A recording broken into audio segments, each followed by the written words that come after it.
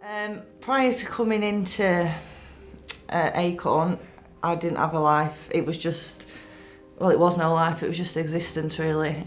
I'd always liked to drink. Never thought I had a problem, but as I got to the age of 50, it did start to become a problem. Whereas I was drinking every day. Drinking every day. So the last 9 years have been horrible. Yeah, my addiction started sort of 11 years ago. And it's just progressed from there. And there's been so many consequences to my drinking, but I've just never... Drinks always come first, and it was the love of my life for a long, long time. It come before everything, and I hate saying that now. Because obviously I'm sober, and I love my family, my friends, I love life now, but my life for so long was vodka. Nothing came before it. Life was pretty bleak, to be honest. I was incredibly alone, putting myself in dangerous situations, just not loving myself. I didn't care what had happened to me. So in and out of the hospital, self-harm and suicide attempts. I had quite a childhood trauma when I was a little girl, and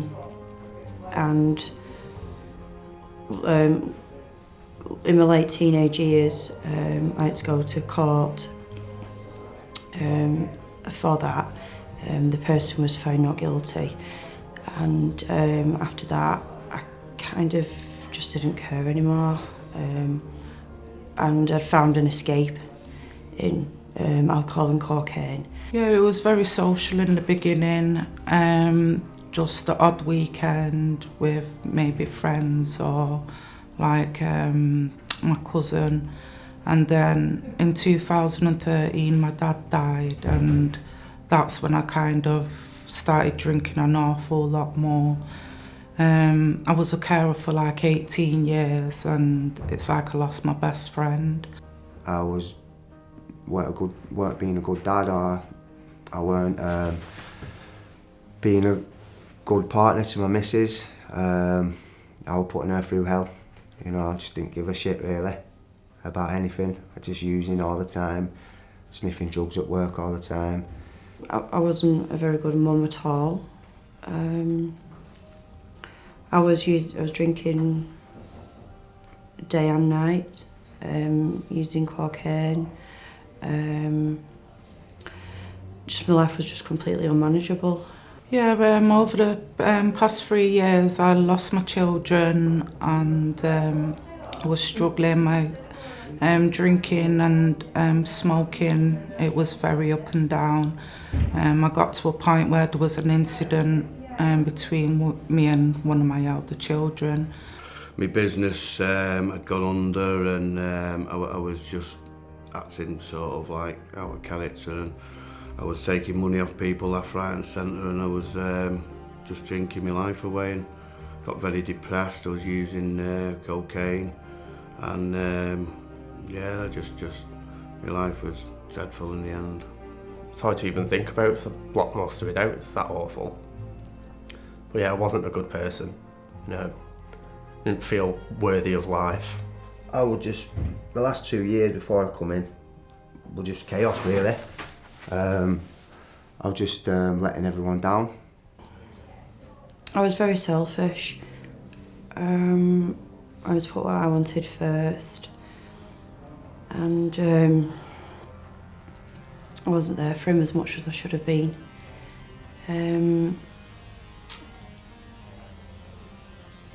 Caused him great harm, and unfortunately he got injured due to my drinking. I've got 5 daughters. In the end, I ended up taking money off one of my daughters. Relationships were just, I was just using people basically, just to fund my habit. And yeah, I just didn't care, to be honest with you. But I think I was the burden in everyone's life. Like they always feel like they dreaded when I came, because I'd always cause some sort of issues or drama, or I was coming up to them for something like money or problems for them to fix. I always felt a drain on them, yeah. I just didn't feel human. I felt like a ghost walking on the earth and no one saw me, and I didn't even see myself. Well, I was just an empty shell. I didn't know myself. I was frightened, numb, oblivious, selfish to what everybody else were going through. The only thing that mattered was where my next drink was coming from. Lonely. Just a depression that steps in, and just watching my family all being really upset, and like I say, customers, and just the way I was treating people. And then I got quite depressed about it all, and obviously I had to change, and I didn't think I could change in the end. I didn't think I was going to live. It got really bad. My mental health started suffering really bad. I was really paranoid all the time. I was just making up all these mad delusional stories in my head, you know, thinking people were watching me, thinking everybody were against me, and it was just a paranoid mess. My head had gone. I was making up stories and thinking my missus were cheating on me. You know, I used to think she was going meeting someone when she was walking the dog, you know, things like that. So my mental health started spiralling, and my relationship with my missus were just at rock bottom with her. She just had enough. I was stressing her out. My kids started noticing what we were up to. They didn't know what it was, but they started thinking I was poorly, my little boy, and that just brought me that. They used to think I was ill. It was like, what's wrong with my dad and stuff, and that killed me off that. I'd got to the stage this time where I couldn't walk, sort of unaided really. I needed help with everything, like showering, you know, every bit of personal care. I was just so ill. I couldn't really string a sentence together. I was having seizures.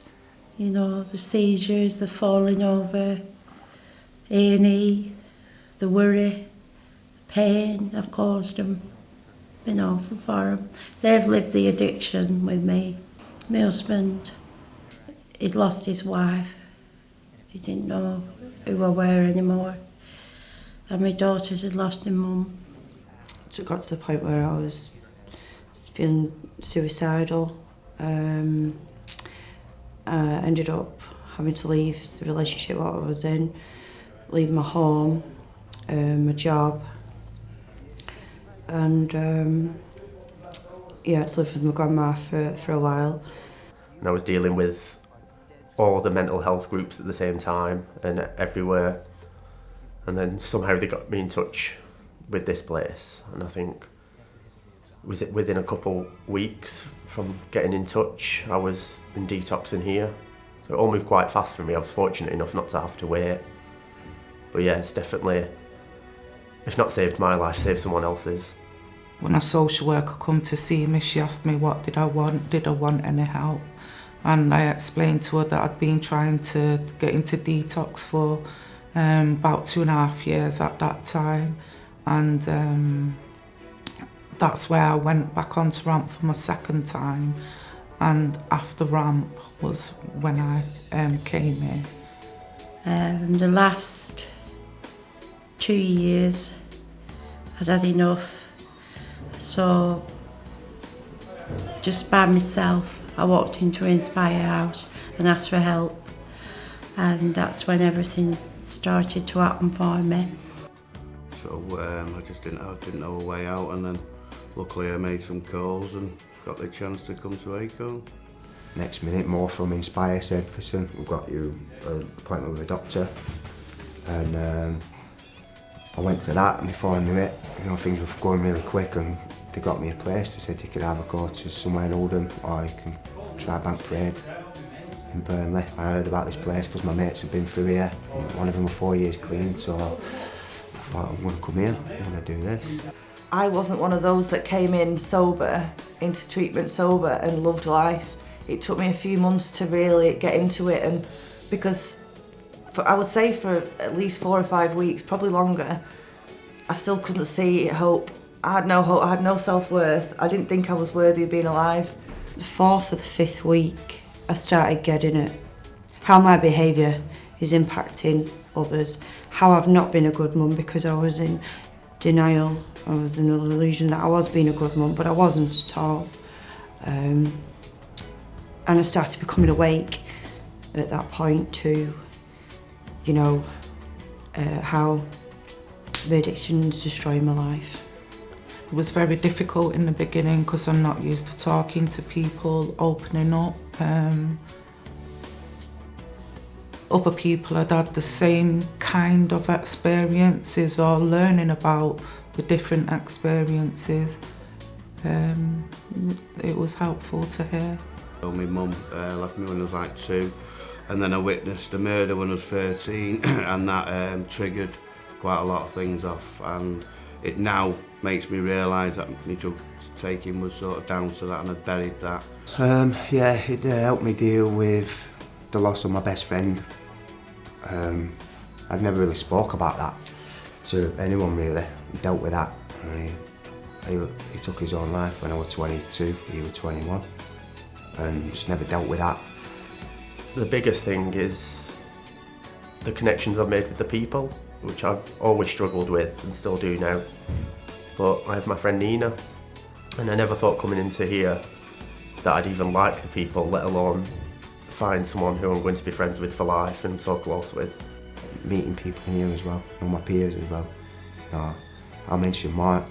When I first walked in, I was a bag of nerves, anxiety through the roof, and Mark just took me under his wing, and we're still really good mates now. We speak to each other every day. The peers that you're in with, just like it, coming to Acorn has been like meeting a new family.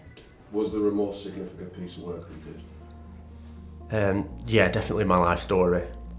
That was something I struggled with, and I actually relapsed halfway through doing it because the amount of trauma I dealt with as a child, and not realising when I start thinking about it and putting it down on paper. No child should have had to go through what I went, even half of it, and I don't know how me or my sister survived it. Blaming myself for the stuff that happened as a child, and then learning in here that it's not my fault and I didn't deserve that kind of stuff to happen to me. No child does. When we had to write letters, I had to write a letter to one of my daughters, and also we'd done an activity. He would write the eulogy, and me knowing it would be my sister and what I've put my sister through over the past few years, and it wouldn't be nice because she actually was the one who organised my mum's funeral, so that really hit me a lot. They wrote letters to me first, all of them, my daughters and my husband, and I had to read them out in group, and that's when it really did hit me. They put into words how I'd been like and what I'd done to them and how they'd suffered, like the ripple effect on their marriages as well. I had to reply to them and not so much as say sorry, but apologise, but not using the word sorry. You know, I had to read them out in group. My relationship with my girlfriend and how I treated her and how I should treat her, you know, that she deserved better and I wasn't there for her through her hard times. Once you're hearing their side of the story with a sober head, you're not blocking it all out, and it just hits home, doesn't it? How much she was putting up with, and just how pathetic you actually are when you're on drugs. And then when your mind starts clearing and you start listening to how much you upset her, your family, and let your kids down, and yeah, it's just a massive wake-up call. When I'd done my life story, it was like bricks had been taken out of my backpack. It just felt a lot lighter. Now I got it all out. Yeah, and even just being able to open up about things that I've never been able to talk about, or that I've never felt is necessary to talk about. I never thought it might have been a problem. things like that, you know, getting help with issues that aren't related to alcohol necessarily. And I felt like in core I was just able to just be Lauren. My family now, you know, they're all behind me. I think they didn't realise what I was going through for quite a while. My daughters, you know, they just keep saying how proud they are of me, and, you know, and hugs and the love I'm feeling, and just the little things now just stand out so much for me, you know, and family is so important to me. And my mum now, my mum's getting old, but I'm just glad I've turned things around just for her to see, and she can feel it, and so when my brothers and my sisters all tell me that they're proud, and I'm just building really, really good relationships with my family and with friends. Just massively improved. Obviously, all the pressures are off Kylie now. Do you know what I mean? I could just see the difference in everybody's reactions to me, and Kylie especially is just so proud of me. My mum and my dad, you know, my dad saying they were proud of me, my mum saying they were proud of me. The difference in my little boy is massive. He's just so happy. Yeah, I think I'm definitely better regarding that, especially being in here. It's learning to accept that I'm worthy of being loved and accepted by people. It feels really good. It's like my mum was going away this week, a couple of weekends ago. She could never have done that before. She could do, but it would always be of a fear of, oh my word, Nina's going to be arrested, Nina's going to do this, Nina might do that. And it felt really good that she could just say I'm going, and she's got that, you know, life back. And not being a burden to people anymore. And then from there you get all the other people, because I live in a small town, everyone talks about you, whether it's good or bad. Now they can't say anything bad about me, so just proving everyone wrong as well to me is a massive part of my recovery, because I don't think a lot of people thought I'd do it again this time. I'm definitely trying to connect more with people, and the few people I still do have in my life. We're doing quite well connecting. My son is back in my life now, and building a relationship up with him, because he didn't want to speak to me. He didn't look at me at first, and quite rightly so.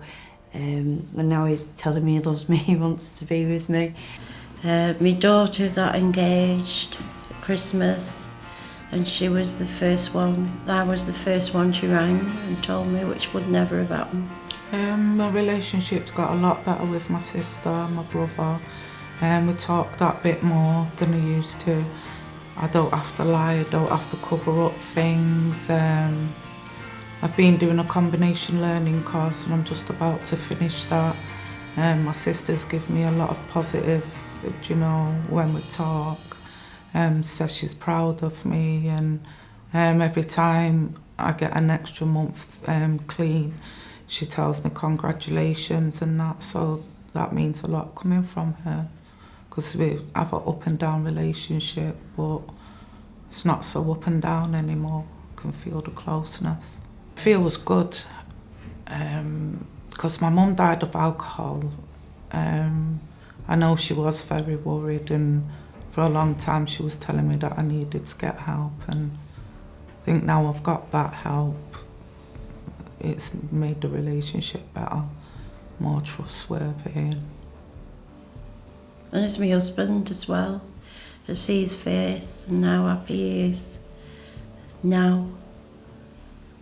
Like, amazing. I've just got back from 2 nights away in York with my mum.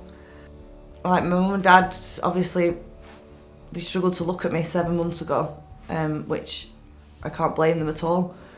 But like, I see them on a regular basis now.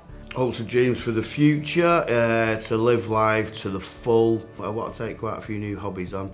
I've got my fishing licence, probably at the wrong time of the year, but I've got my fishing licence. I'm not a fisherman, but I'm going to start fishing. Bit of golf, just get everything back that I missed. I'm a big United fan, and I just lost interest in everything. Drugs and alcohol took it all away. And now I'm just getting back into football, and I'm just getting back into just routine.